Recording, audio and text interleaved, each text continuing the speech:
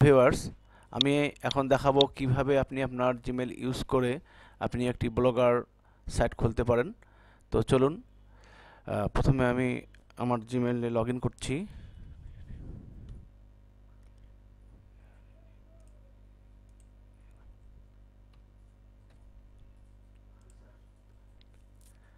Password,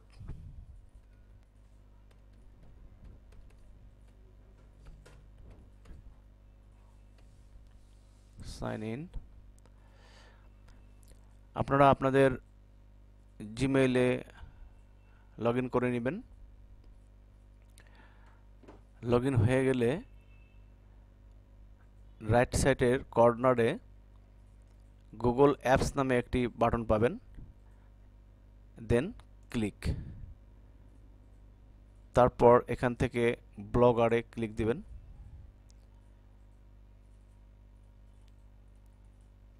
create your blog, then click.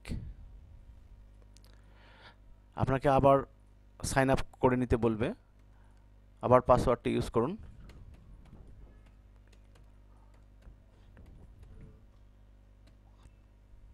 Sign in. এবার দেখুন আপনার ব্লগ সাইটটি তৈরি হয়ে গিয়েছে। এখানে দেখুন আপনার দুটি তৈরি হবে, একটা হচ্ছে প্রোফাইল গুগল প্লাসের জন্য, একটা হচ্ছে ব্লগারের জন্য। যেহেতু আমরা ব্লগার প্রোফাইল তৈরি করব, সেহেতু আমরা এখানে ক্লিক করব। Continue to blogger.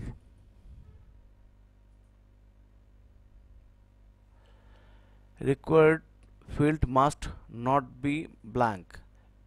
এই ফিল্ডটা ব্ল্যাঙ্ক রাখা যাবে না। ডিসপ্লে নেম, আমি মোবাইল টিপসের উপরে আমার ব্লগ সাইটটি তৈরি করব, তাই নাম দিলাম এটা ডিসপ্লে নেম। আপনার প্রোফাইলের নেম শো করবে mobile tips. Continue to blogger. আমার ব্লগার পেজের ড্যাশবোর্ডটি চলে আসবে। Got it.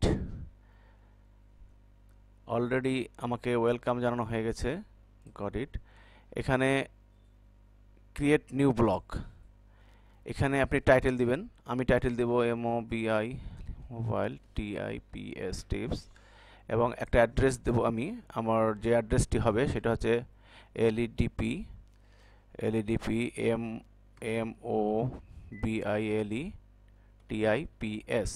TIPS mobile tips. আসলে অ্যাড্রেসের নাম সাধারণত ছোট হাতের হয় সবগুলোই, LEDP মোবাইল টিপস। তো হ্যাঁ, আমার এটি অ্যাভেলেবেল আছে। যদি অ্যাভেলেবেল না থাকে সেখানে ক্রস চিহ্ন আসবে বা এখানে আনঅ্যাভেলেবেল দেখাবে। তো অ্যাভেলেবেল আছে, যার কারণেই এখানে এটা আমি পাচ্ছি। তো এখান থেকে আপনি একটি টেমপ্লেট চয়েস করতে পারবেন।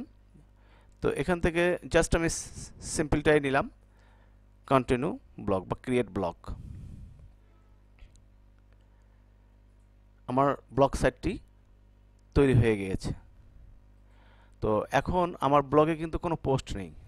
দেখুন, ব্লগে কোনো পোস্ট নেই। আমি একটু সাইটটা ভিজিট করে আসি। এই ভিউ ব্লগে রাইট ক্লিক করবেন বা স্ক্রল বারটি প্রেস করবেন। দেখুন আমার সাইটটি ক্রিয়েট হয়ে গিয়েছে। এখানে আমার সাইটের অ্যাবাউট মি শো করছে, এখানে আদার্স অপশনগুলো শো করছে। তো